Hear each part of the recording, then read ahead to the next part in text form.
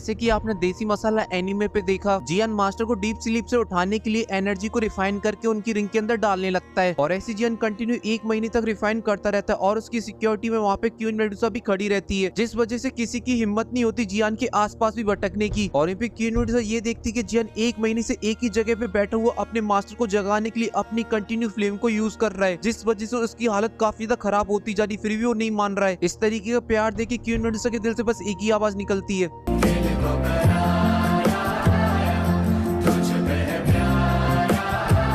और जियान से बोलती अगर तुम वहां से नहीं उठे तो मुझे फोर्सफुली तुम्हें वहां से उठाना पड़ेगा। तो जियान क्वीन मेडुसा से बोलता तुम मेरी टेंशन मत लो, मुझे कुछ भी नहीं होगा। तो ये सुन के क्वीन मेडुसा बोलती मुझे तुम्हारी बिल्कुल भी टेंशन नहीं है, मुझे तो बस अपनी सोल रिकवरी पिल की टेंशन है, क्योंकि अगर तुम्हें कुछ हो गया तो मेरे लिए सोल रिकवरी पिल कौन बनाएगा। तो जियान बोलता तुम पिल की भी टेंशन मत लो, मुझे कुछ नहीं होने वाला और मैं तुम्हें सोल रिकवरी पिल बना के दूंगा। और ये बोल के जियान अपनी रिफाइनिंग की प्रोसेस को कंटिन्यू रखता है, पर जो मेडिकल इंग्रेडिएंट थे उनकी जो एनर्जी है वो काफी ज्यादा कम बची होती है। इस वजह से जियान डिसाइड करता है अपनी दुई की भी उसके अंदर डालना, और फिर जियान अपनी दुई की भी उसके अंदर डालने लगता है, जिस वजह से जियान की थोड़ी देर बाद ही हालत काफी ज्यादा खराब होने लगती है, क्योंकि उसकी जो एनर्जी थी अब वो काफी ज्यादा कम हो चुकी थी। इस वजह से जियान को चक्कर आने लगते हैं, पर जियान अभी भी नहीं रुकता और अपनी दुई की उस रिंग के अंदर डालता रहता है। पर जियान की हालत कुछ ही देर बाद बहुत ही ज्यादा खराब हो जाती है, पर रिंग के अंदर कोई भी रिएक्शन नहीं होती और वहीं पे जियान की हालत काफी ज्यादा खराब हो जाती है और वो रिंग को पकड़ने के लिए आगे बढ़ने लगता है। पर तभी वो कमजोरी की वजह से बेहोश हो जाता है और वो पहाड़ से नीचे गिर पड़ता है, और वो पहाड़ काफी ज्यादा ऊंचा होता है। अगर जियान उससे नीचे गिरता तो जियान का काम तमाम पक्का है। और जियान को नीचे गिरता देख क्वीन मेडुसा काफी ज्यादा कंफ्यूज हो जाती है और वो सोच लगती है मुझे जियान को बचाना चाहिए कि नहीं बचाना चाहिए। पर क्या करे, दिल बड़ी कुत्ती चीज होती है ना, एक बार जिससे लग जाए तो उसको कैसे कुछ होने दे सकते हैं। इस वजह से क्वीन मेडुसा जियान को बचाने के लिए जाने लगती है कि वो चमकने लगती है और उसमें से एनर्जी भी फ्लो होने लगती है, और वहीं पे क्वीन मेडुसा जियान के पास पहुंच जाती है और उसे बहुत ही ज्यादा मासूमियत से देखने लगती है, और फिर होश में आती है और वो जियान को पकड़ लेती है और जियान से बोलती है जियान आज मैंने तुम्हें बचा ली, पर 1 साल बाद मैं खुद ही तुम्हें मार डालूंगी। और जियान को लेके पहाड़ की तरफ जाने लगती, पर तभी आसपास का जो माहौल होता है वो काफी ज्यादा बिगड़ने लगता है और क्वीन मेडुसा को एक बहुत ही पावरफुल ऑरा महसूस होने लगता है, और वो ऑरा इतना ज्यादा पावरफुल होता है कि क्वीन मेडुसा को भी डर लगने लगता है। इसलिए वो अपनी चारों साइड स्लैश अटैक करने लगती है, पर उन अटैकों से कुछ भी नहीं होता। तभी क्वीन मेडुसा गुस्से से चिल्लाती कौन है यहाँ पर, दम है तो सामने आओ। इतना बोलती कि जो क्वीन मेडुसा के हाथ में जियान की बॉडी होती है वो दूर चली जाती है और क्वीन मेडुसा के सामने आ जाते हैं लेजेंडरी मास्टर याओ लाओ। और अब वो 2 साल से भी ज्यादा डीप स्लीप में रहने की वजह से अब उनकी पावर काफी ज्यादा बढ़ चुकी होती है, और वो क्वीन मेडुसा को गुस्से से देख रहे होते और क्वीन मेडुसा से बोलते क्वीन मेडुसा तुम्हारी इतनी ज्यादा हिम्मत कैसे बढ़ गई जो तुमने मेरे चेले को हाथ लगाने की कोशिश की, और अगर मेरे चेले को कुछ भी हो गया तो मैं तुम्हें जिंदा नहीं छोड़ूंगा, मैं तुम्हें ऐसी मौत दूंगा तुमने कभी सोची भी नहीं होगी। और चारों तरफ अपनी स्पिरिचुअल एनर्जी को फैला देते जो कि काफी ज्यादा खतरनाक होती है। और जब क्वीन मेडुसा भी मास्टर की स्पिरिचुअल एनर्जी को देखती तो वो भी काफी ज्यादा डर जाती और वो समझ जाती कि अब मास्टर याओ लाओ पहले से काफी ज्यादा पावरफुल हो चुके हैं। पर क्वीन मेडुसा वो अपने स्वैग में बोलती है मैं तुम्हारे चेले को मार थोड़ी न रही थी, मैं तो तुम्हारे चेले की जान बचा रही थी। जब ये बात मास्टर सुनते तो मास्टर शांत हो जाते और क्वीन मेडुसा को देखते और बोलते हैं मैं तुम्हारी स्पिरिचुअल पावर से महसूस कर पा रहा हूँ जो तुम्हारी सोल और एवी स्वेलिंग पाइथन की सोल है अब वो कंबाइन हो चुकी है, इसलिए अब तुम क्यों मेरे चेले के आसपास घूम रही हो। ये सुनती क्वीन मेडुसा गुस्से से बोलती है बुड्ढे टीचर तुम्हें शायद मालूम नहीं है तुम्हारे इस ठरकी चेले ने मेरे साथ मैगो वर्ल्ड के अंदर क्या क्या किया और उसी चीज का बदला लेने के लिए अब मैं इसके साथ हूँ। तो मास्टर याओ लाओ बोलते क्या तुम मेरे चेले को मार डालोगी? तो क्वीन मेडुसा बोलती हाँ मैं तुम्हारे चेले को मार डालूंगी। ये सुनती कर मास्टर गुस्से में आ जाते और बोलते कि अब मैं डीप स्लीप से बाहर आ चुका हूँ और मेरे होते किसी के बाप में दम नहीं है जो मेरे चेले को मार पाए, और मुझे ऐसा भी लग रहा है कि तुम इस रीजन की वजह से तो मेरे चेले के साथ तो बिल्कुल भी नहीं हो। बात को जरूर दूसरी है पर मैं इस बात का भी बहुत ही जल्दी पता कर लूँ क्योंकि मैं अपने चेले को बहुत ही जल्दी हील करने वाला हूँ और फिर वो मुझे सब कुछ बता देगा जो कुछ भी तुम लोगों के बीच में चल रहा है। और हाँ एक बात अपने दिमाग में फीड कर लो, अब जियान का टीचर डीप स्लीप से बाहर आ चुका है, इस वजह से अपने दिमाग से और दिल से उसको मारने का ख्याल बाहर निकाल दो, वही तुम्हारे लिए अच्छा होगा। और फिर मास्टर जियान को लेकर पहाड़ के ऊपर चले जाते हैं, पर तभी मास्टर की नजर हैंगफेंग की कढ़ाई के ऊपर पड़ती और देख के वो काफी ज्यादा शॉक हो जाते और बोलते ये कढ़ाई यहाँ पर कैसे आई, और इस कढ़ाई के अंदर से एक मैजिकल बीस्ट की आवाज आ रही, लगता है ये 10,000 मैजिकल बीस्ट फर्नेस है, पर ये जियान के पास कहाँ से आया, क्योंकि मुझे अच्छे से याद है मैंने ये जियान को कभी भी नहीं दिया। पर तभी मास्टर की नजर जियान के हाथ पे पड़ जाती तो मास्टर और भी ज्यादा शॉक हो जाती, और क्यों हो जाते वो आप लोग मुझे कमेंट में बताना। और हाँ मेरे दिमाग में एक आइडिया आ रहा है न्यू